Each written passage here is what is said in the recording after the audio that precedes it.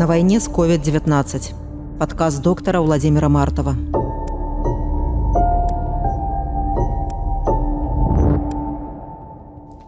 Глава 3. Первая официальная смерть в Республике Беларусь. Актер Виктор Дашкевич поступил к нам в КВД 24 марта, лежал в соседней палате со своей супругой. Я немного знал эту семью, мне звонили его родственники, интересовались его состоянием. Вначале состояние не пугало, пациент самостоятельно двигался, даже шутил. Позже ему стало хуже, он был переведен в железнодорожную больницу, где умер 31 марта. Считается, что он стал первой официально признанной жертвой коронавируса в стране. З вами журналістка Радыё Свабода Ганна Соусь. У шпіталь Віктор Дашкевіч трапіў 21 сакавіка з дыягназамі пнеўманія і хранічная абструкцыйная хвароба лёгкіх. Падчас лячэння яму двойчы рабілі тэст на наяўнасць каранавірусу, другі з іх паказаў станоўчы вынік. Афіцыйнай прычынай смерці Віктора Дашкевіча назвалі неўдакладненую пнеўманію. Санэпідэмстанцыя забараніла грамадскае развітанне з Віктором Дашкевичем у Витебску. Смерть Дашкевича тогда же 31 марта прокомментировал Лукашенко. Вот мы подозреваем, что в Витебске этот актер умер, и у него также был к тому, что у него пневмония там и прочее, еще и этот вирус. Ну, мы же просили. Ну, ему завтра 80 лет будет. Чего ты ходишь по этой улице, а тем более работаешь? Журналисты ресурса Тутбай писали, что из Витебска приходят странные сообщения. Вчера ходили слухи, что город и область закрываются от страны.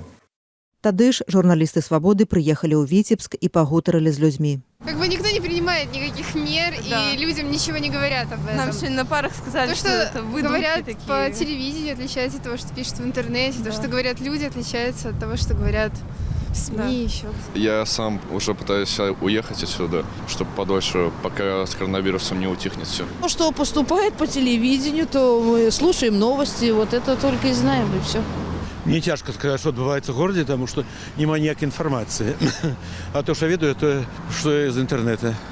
Я ведаю, что и мой коллега Виктор Миколаевич Дашкевич помер сегодня и вчера. Мне дивно, что лічбы не меняются на онлайн-картах, где показана колькасць захворванняў па ўсіх странах, а у нас лічба як стаяла, так і стаіць.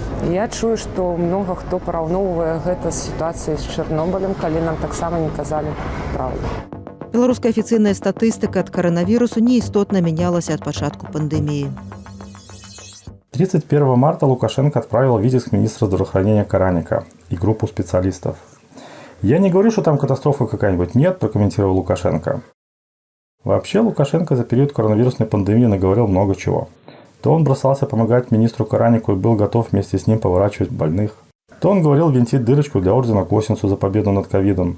Из той идеи, насколько я понимаю, ничего не получилось, но дырочка-то осталась. Лукашенко сразу взял высокую ноту и пообещал, что никто от коронавируса в Беларуси не умрет. После первых же смертей он взял на вооружение аргумент, что пациенты сами виноваты, что умерли от коронавируса. Один был жирный, другой зря ходил на репетиции. И тогда же родственники впервые стали огрызаться на такие речи Лукашенко. А это был уже симптом. А его чиновники и депутаты тоже наговорили много чего. В том числе, что люди, лишенные какой-либо правдивой информации о коронавирусе, начинают бегать по помойкам, имелось в виду интернетовским.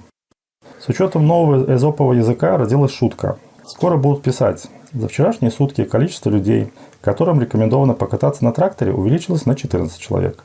Те, кто свое откатал, 2. Те, кто еще катается, 18. Подключены к кондиционеру 8.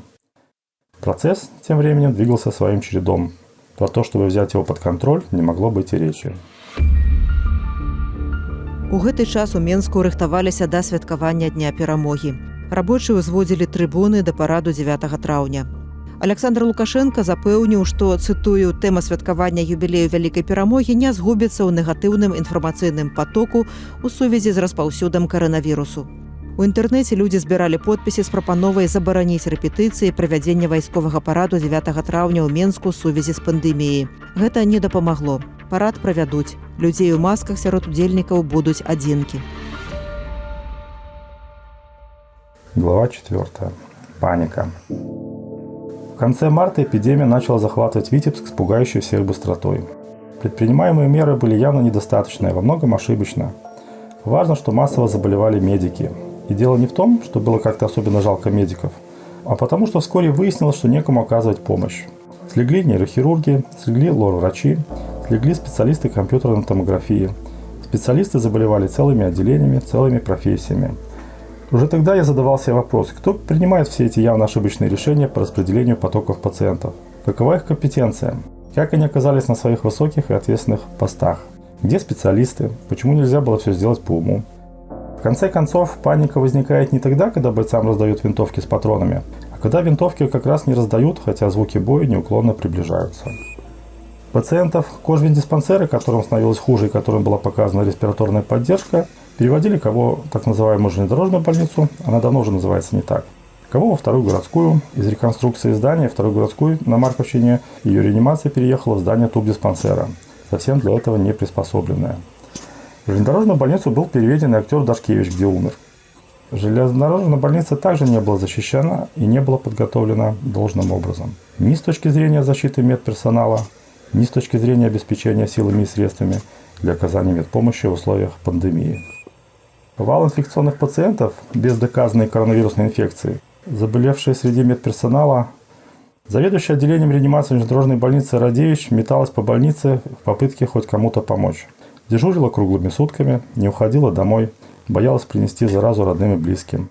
Долго ли так можно выдержать? Мы периодически созванивались по поводу тех пациентов, которых мы переводили к ним в железнодорожную больницу из кожвендиспансера. А речь опять же шла про пациентов с неподтвержденным при помощи ПЦР диагнозом. А она говорила мне: «Володя, это все корона».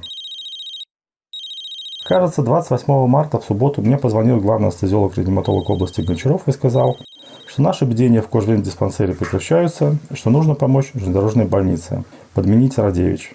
Я решил отправиться в железнодорожную больницу сам, в том числе разведать, что и как.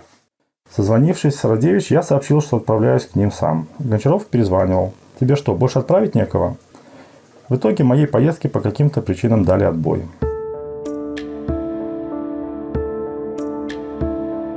Из переписки тех дней. 25 марта. В железнодорожную больницу за сутки поступило 59 пневмоний, 2 умерших.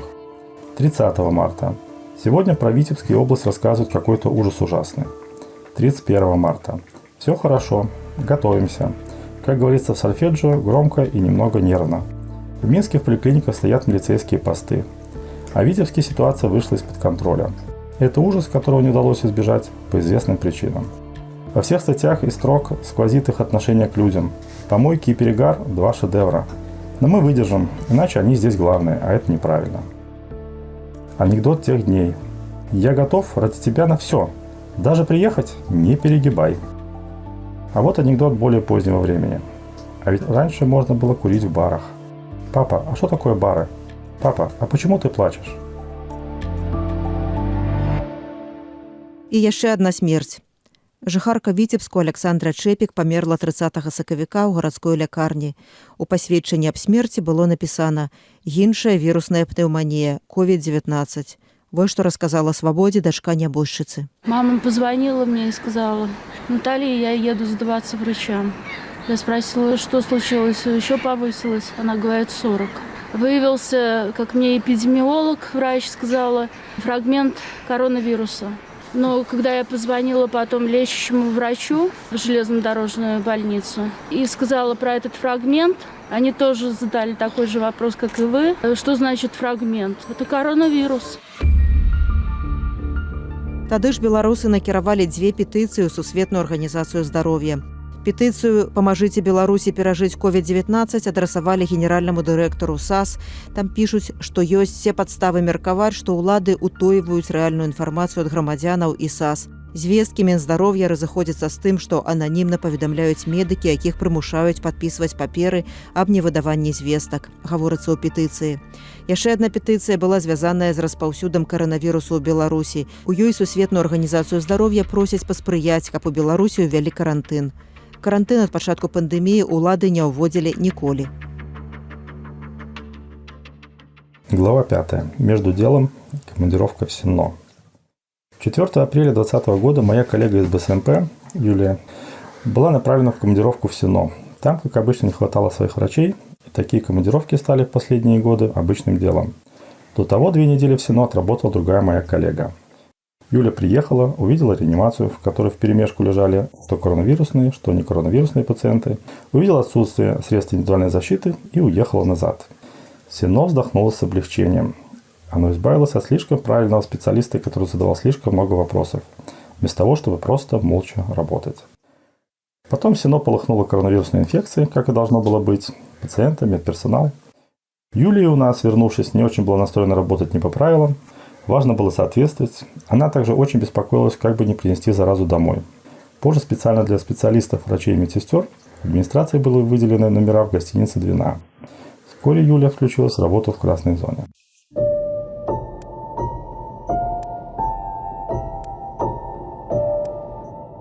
А чыноўнікі міністэрства здароўя расказваюць пра падрыхтоўку дадатковых кропак кіслароду ў рэгіёнах і сцвярджаюць, што ў Беларусі з апаратамі штучнай вентыляцыі лёгкіх ситуация значно лепшая, чем в Соединенных Штатах Америки. Вот, например, лидируют сегодня Соединенные Штаты по количеству инфекций. Мы посчитали у себя количество аппаратов ИВЛ и дополнительно наркозно-дыхательных аппаратов, которые в случае крайней необходимости могут быть использованы.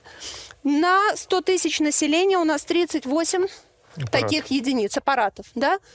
Для сравнения, Соединенные Штаты, которые сегодня вы видите, лидируют за 120 тысяч заболевших, имеют всего 22, имеют 18. Гэтак сказала 1 красавіка 2020 года ў інтэрв'ю журналістам першага каналу БТ тагачасная намесніца міністра аховы здароўя Алена Богдан. А вось паводле інфармацыі, якая прыводзілася ў газеце «Нью-Йорк Таймс» 16 сакавіка 2020-го, у Злучаных Штатах ёсць 160 тысяч апаратаў вентыляцыі лёгкіх. На канец 2019 года ў ЗША жылі 332 мільёны 865 тысяч 306 чалавек. Такім чынам атрымліваецца, што гэтая краіна мае 48 апаратаў на 100 тысяч насельніцтва, а не 18, як паведаміла Алена Богдан. Акрамя таго, у рэзерве ЗША маюць яшчэ 12 700 аппаратов. Глава 6. Паника. Продолжение. Что дальше происходило в железнодорожной больнице между Лидой Радевич и ее администрацией, дело темное. В один прекрасный день, 31 марта, приказом главного врача, или даже выше, ее сняли с заведования. Однако именно в этот день в Витебск в срочном порядке прибыл министр здравоохранения Караник. Его приказом Лидию Николаевну вернули на должность спустя всего пару часов от отстранения. А сняли уже начальника облздрава. Это был фурор. С Караником прибыла свита в лучшем смысле этого слова. Доцент Горбич, инфекционист, и Александр Дедков, реаниматолог столичной инфекционной больницы. Они посетили уже воюющие больницы, потом приехали к нам в БСМП. Мы еще только готовились к встрече с прекрасным. Нормальных терапевтических пациентов выписывали. В терапевтический корпус прибыла Минская техническая бригада с целью наладить более 100 точек подачи кислорода. Это был огромный и дорогостоящий проект. Главный социолог республики сообщал мне, что он имел к этому проекту непосредственное отношение. Горбич и Дедков до того посетили инфекционную больницу и железнодорожную больницу. Прибыв к нам, они охнули. Вот здесь мы успели. Вас еще можно спасти. Все наши местные доморощенные наработки по развертыванию шлюзов были пересмотрены, все было переделано. Думаю, это спасло потом не одну жизнь. Между тем персонал ПСМП трясло. Медработники больниц, уже работавшие с так называемой ОРВИ, массово болели. Как раз в это время в первой городской больнице от коронавируса умерла процедурная медсестра неврологического отделения. Ее многие знали, некоторые наши медсестры с ней учились вместе. Средств индивидуальной защиты не хватало. У коллег, как врачей, так и медсестер, было стойкое ощущение, что нас, как и в случае кожвендиспансера железнодорожной больницы, бросят на танке с одной винтовкой на троих. Мои коллеги в спешном порядке самостоятельно искали средства индивидуальной защиты и маски-респираторы, шлемы и защитные щитки. Выходили на добровольцев, те привозили кто сколько мог, даже из Минска. На краўдфаўндынгавай платформе «Улей» 31 сакавіка пачалі збор грошай на набыццё 3 кіслародных канцэнтратараў. Гэта аналаг апарату штучнай вентыляцыі лёгкіх, а таксама сродкаў абароны для супрацоўнікаў Віцебскай больніцы. Усяго 9400 рублёў. Всю неабходную суму сабралі за першыя суткі. Каманда прыняла рашэнне працягваць збор, каб дапамагчы яшчэ і Віцебскай чыгуначнай больніцы, якой таксама былі неабходныя сродкі абароны і такія канцэнтратары. Неўзабаве улады ліквідуюць краўдфаўндынгавую платформу «Улей» і яе заснавальніка Эдуарда Бабарыку арыштуюць разам з бацькам прэтэндэнтам у кандыдаты на прэзідэнта Віктарам Бабарыкам. А мы вяртаемся ў Віцебск. Особенно хорошо получалось взаимодействие с волонтерами и спонсорами у Димы Бритвина. Ему даже позвонили из прокуратуры и напомнили, что это взаимодействие вообще-то регулируется законами. Тогда было не до смеха. Волонтеры организовали швейный цех, стратили противочумные костюмы, бахилы и нарукавники. Даже в швейной мастерской одной из церковных приходов. Спонсоры помогали деньгами. Но проблема оказалась в быстром запустевании рынка жизненно важного оборудования. Первые деньги пошли на мониторы и шприцевые дозаторы. Уже дыхательные аппараты были недоступны. Потом исчезли мониторы и шприцевые дозаторы. На спонсорские деньги купили 12 кроватей белорусских плохого качества, но новые. Потом подумали и купили 12 противопролежневых матрасов. Все это потом очень пригодилось. Еще мои коллеги вовсю начитывали, кто что нашел про коронавирус. Патогенез, особенности клиники, лечения. А паника нарастала. Появились элементы дезертирства, невыхода на работу по различным уважительным причинам. Искались болячки, другие предлоги, кто-то впал в запой. Все ближе был день X, когда моя БСМП, наконец, откроется для приема коронавирусных пациентов. И было видно, что вся подготовка, мягко говоря, хромает, строится то ли на энтузиазме, то ли на авось. 31 марта в социальных сетях, а потом в СМИ 1 апреля появилось мнение моей коллеги врача лаборатории БСМП Натальи Ларионовой. Начали массово болеть медики, средств индивидуальной защиты не хватает. Неведение хуже страха. Она пишет: «Я не хочу, чтобы мы получили кладбище врачей, моих близких, дорогих мне людей, которых поставили перед лицом этой смерти, трагедии. И вы видите, что сейчас есть масса людей, что врачи уже начали давать интервью, что-то делать, действовать, потому что мы заложники ситуации. И когда ты понимаешь, что умрут твои мама и папа, потому что пожилые люди страдают чаще, что умрут дорогие сердцу мои учителя, мои близкие, и что скоро мы получим кладбище, знаете, страшно уже не становится, нет». На следующий день после посещения нас Горбичем и Дедковым к нам в БСМП приехал министр Караник. Это было 1 апреля. Высокий, позитивный, энергичный. Он всеми силами пытался погасить панику. Его атаковал мой коллега Максим Николаевич. Главный вопрос: что делать медперсоналу, если к моменту захода в красную зону ему не выдадут средства индивидуальной защиты? Караник парировал, что все будет. Кстати, в его багаже, с которым он прибыл в Витебск, было изрядное количество СИЗов и масок респираторов. Мы были готовы начать принимать пациентов и 31 марта, и 1 апреля, и 2. Даже выставляли дежурство по пустому еще терапевтическому корпусу. Но еще стучали молотки кислородной бригады, доделывающие кислородные точки.